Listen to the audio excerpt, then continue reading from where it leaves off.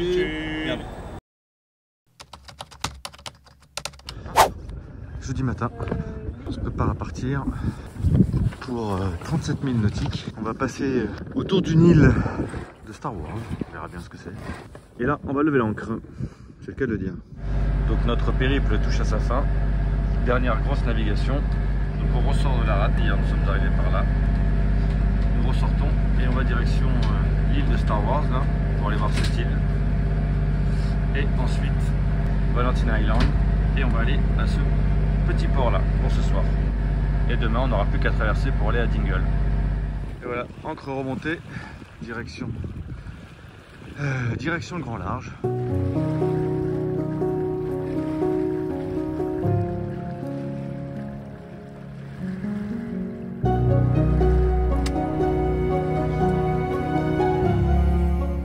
Tu nous mets un petit coup de frigo s'il te plaît? On profite d'avoir le moteur pour mettre le frigo en route, parce que quand le moteur tourne, l'alternateur tourne, et ça tire pas sur les batteries. Alors, 11 heures. Sandrine, qu'est-ce que tu écris sur le livre de bord? Je sais, j'écris ce que le chef de bord il m'a dit d'écrire, alors il m'a dit de dire à quelle heure on est parti. 10h moins 10 il était. Moteur. Combien il y a de vent là? Combien il y a de vent? 11. 11 knots. On a déjà fait tout ça. On vient de hisser la grande voile génois.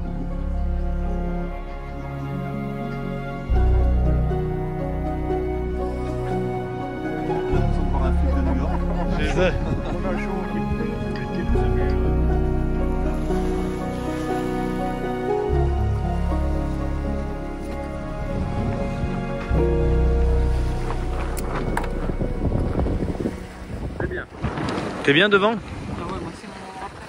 Tu m'étonnes. Quand il y a une longue houle comme ça. T'es concentré hein? Super concentré, je vais voir ça.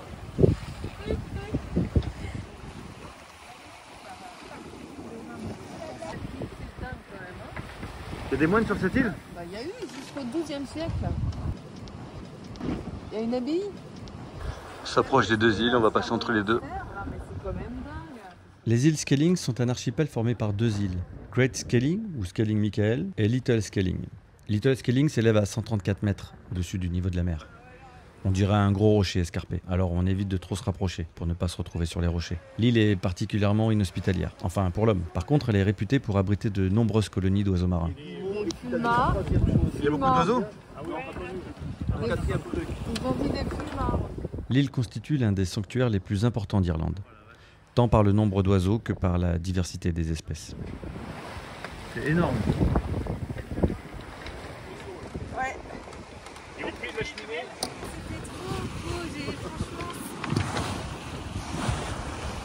Séparée de 3 km, la deuxième île, Skelling Michael, culmine quant à elle à 218 mètres. Le relief est dominé par deux sommets. C'est donc cette île qui a servi de décor pour les épisodes 7 et 8 de la saga Star Wars entre 2014 et 2016.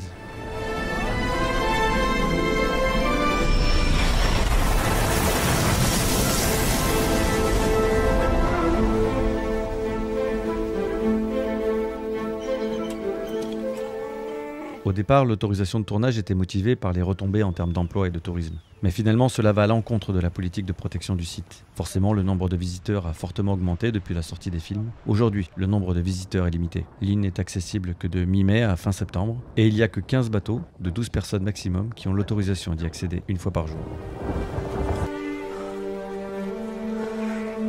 Le risque est que l'île devienne plus renommée pour son usage cinématographique que pour son histoire.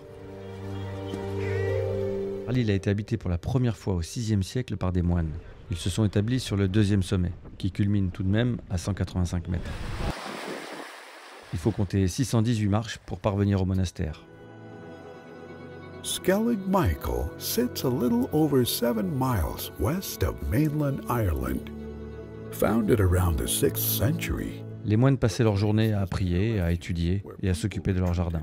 Les moines ont mené une vie très simple. Ils vivaient dans des bourris, des cabanes en forme de ruche en pierre ronde. Alors, ronde à l'extérieur et rectangulaire à l'intérieur. apparemment pour empêcher la moindre goutte de pluie d'entrer. 670 steps built into the rock lead up to the monastery. On pense qu'il y avait 12 moines qui habitaient ici. Au XIIIe siècle, le climat a commencé à changer et la vie est devenue trop dure. Les moines se sont donc déplacés sur le continent. Par la suite, c'est devenu un lieu de pèlerinage. Le site a été abandonné jusqu'à la construction d'un premier phare au XIXe siècle. Le second phare, automatisé et toujours en activité, date de 1967. Et depuis 1996, Skelling Michael est classé au patrimoine mondial de l'UNESCO.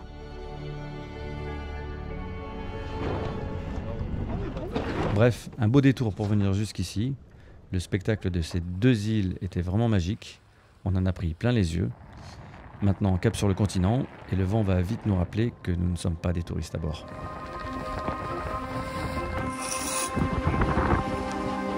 On va aller prendre un riz.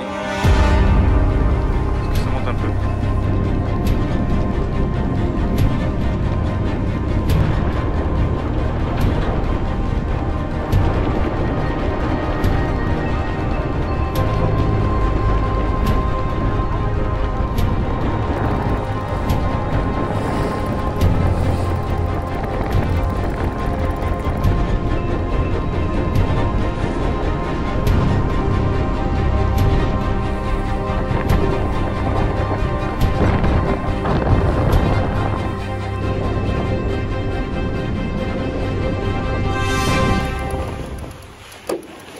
On vient de prendre un riz dans la grand voile.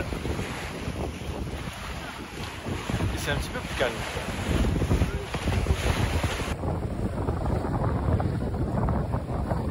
Merci. Merci Yann. Et maintenant cap sur l'île de Valencia, en devant, à 15 000 nautiques. 11 km de long, 3 km au plus large, l'île de Valencia est reliée au continent par un seul pont, au sud, construit en 1870. Mais il n'est pas assez haut pour nous laisser passer avec nos 17 mètres de tirant d'air. Alors on fait le tour par le nord pour arriver à Night Town, la principale ville de Valencia.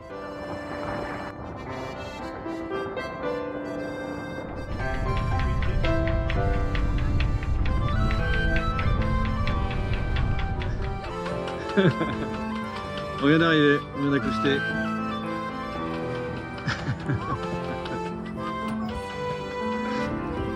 Ici, il faut compter 10 minutes pour accéder à l'île avec un bac d'une capacité de 15 véhicules. 650 habitants vivent à l'année. Ils étaient 3200 en 1841. Merde. Tu fais la photo en même temps qu'on chine. Bah oui, ça Chin. c'est une vidéo. Chin. Pour une fois, il y a une vidéo. Allez, ah oui, c'est une vidéo. Ah oui, pardon, c'est C'est la une première dernière fois. fois. Oui, c'est la première fois. C'est pour fêter Ça la fait fin. bien cette guerre de la semaine là. Jamais d'alcool sur le bateau. Jamais. Toujours. Donc c'est la première fois. Voilà, allez, la bonne vote.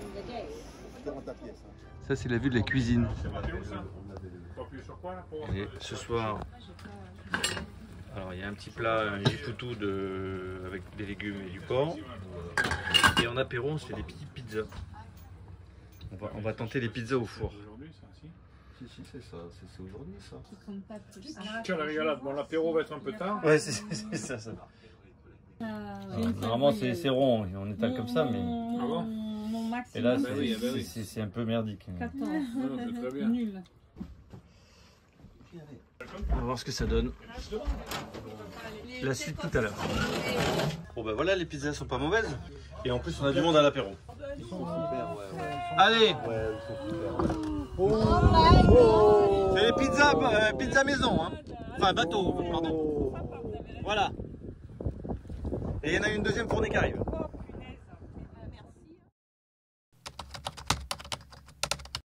Il est 10h. Il est 10h. On a dormi là, agapé sur le pont, là, sur le ponton qui est là. Un temps irlandais ce matin. Mais on va pas se plaindre, on n'a pas eu ça de la semaine. Donc on va peut-être attendre avant de partir, puisqu'il ne reste que 18 000 à faire avant d'arriver à Dingle. Le port où on va changer d'équipage demain. Et nous, retour en France.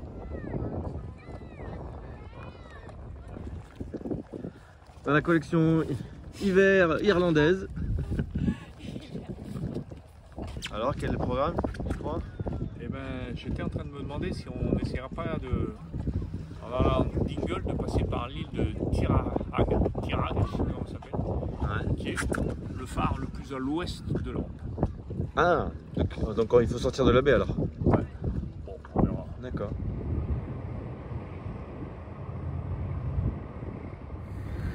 Bateau français qui était à côté de nous, ils sont venus boire l'apéro hier.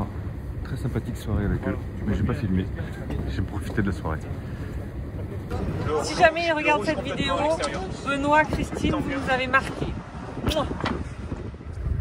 Bon Gilles, comment tu te sens aujourd'hui? Ça va, en forme. Ouais. C'est pas ce que je disais il y a 2 secondes, mais bon. Pour la caméra. Je vais dire oui, en forme, tout va bien. La soirée était reposante hier. Oh, carrément. Le thé au miel a été la tisane, la petite tisane du soir là. Ouais. Je sais pas, j'ai pas le souvenir de tisane, tout ça, je sais pas. Je sais plus. Ah bon? Je sais pas, en tout cas ça m'a fait oublier la tisane. Ah. Et toi Anne, ta soirée? Tu veux dire la soirée tisane? Oui c'est ça. Calme, tranquille, paisible. Ah t'as passé le même que Gilles. Ouais. Décidément j'ai pas le même souvenir, c'est quand même bizarre. Pourquoi t'as pas de souvenir? C'est ça? C'est ça en fait, la vraie question elle est là.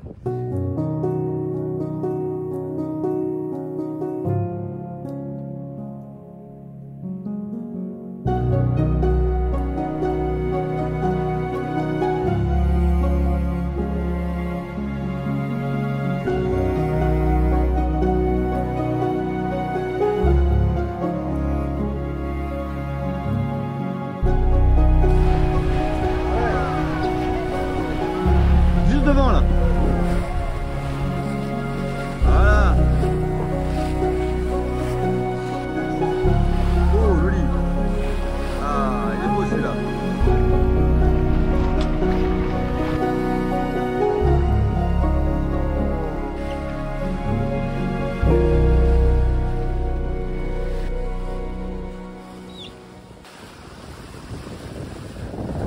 Bon, finalement, nous n'irons pas jusqu'au phare, le temps se dégrade, la pluie arrive, alors on coupe en passant entre les 2 îles.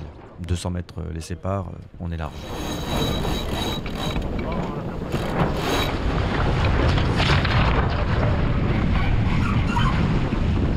Voilà, ça c'est le port le plus à l'ouest de l'Europe, avec un phare, on voit pas trop. Bon, il y a un cheval génois peut-être. Ouais.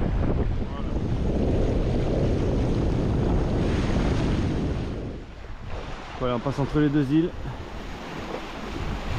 C'est pas bien large, mais ça passe. Des quoi? Des macareux? Ouais. L'île abrite une importante colonie d'oiseaux marins, dont les macareux, caractérisés par son plumage noir et blanc et son gros bec coloré. Alors, j'ai pas réussi à les filmer de près, hein, surtout avec une GoPro, alors je complète avec ces quelques images. Ah ouais. Bon, du coup on a mis le moteur parce que là on est complètement démonté par cette montagne. Et il faudrait pas qu'on se retourne vers les rochers derrière. Parce que là on est vraiment pas loin. C'est pas le moment d'aller se planter dans les rochers. Super beau. Là, un macareux encore qui vole. Oh là là.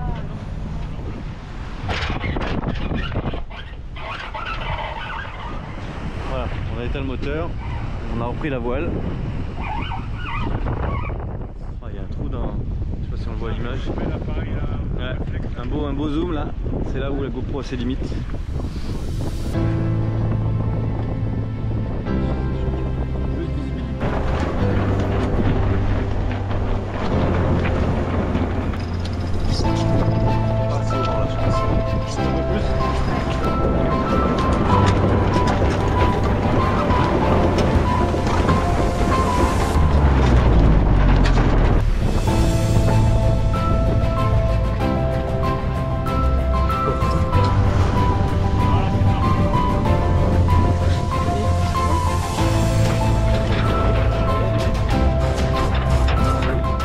Nous avons ainsi navigué le long des côtes, près de 2 heures sous la pluie, avant d'arriver trempés, forcément. Mais très heureux d'avoir pu tenir ce beau programme en arrivant à Dingle, dans le comté du Kerry. Et par-dessus tout, nous sommes très heureux d'avoir passé ensemble cette superbe semaine de navigation à bord d'Agapé. Ah bon?